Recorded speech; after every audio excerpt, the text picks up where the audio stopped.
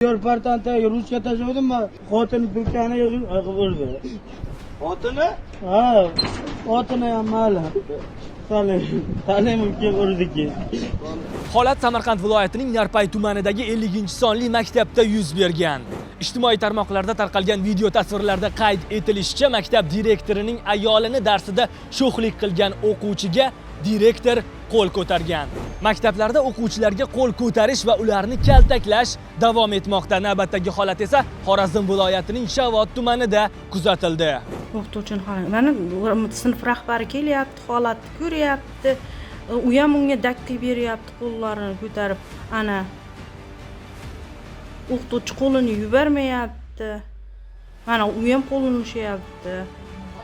Baqiryapti, men yordam beringlar deyapti. U qayta uryapti o'qituvchi. Nechta o'qituvchi bo'lsa ham kelib ko'rib shu holatni urayotganini ko'rib, indamay chiqib ketyapti. Daftari yo'q ekan, uryapti bolani. Berilgan ma'lumotlarga ko'ra, o'quvchining daftari uyida qolib ketganligi uchun o'qituvchi tomonidan do'pposlandi. Ijtimoiy tarmoqlarda Shovot tumanidagi maktablarning birida o'qituvchi va o'quvchi o'rtasidagi o'zaro kelishmovchilik aks etgan video lavha tarqaldi. Tezkor surishtiruv natijasida voqea Shovot tumanidagi 32-son umumiy o'rta ta'lim maktabida sodir bo'lganligi aniqlandi. Holat hozirda Maktabgacha va maktab ta'limi vazirligi tomonidan nazoratga olingan bo'lib, viloyat boshqarmasi ishchi guruhi tomonidan o'rganilmoqda. O'rganish ishlari yakuniga yetgach, qo'shimcha ma'lumot berilishini ma'lum qilamiz.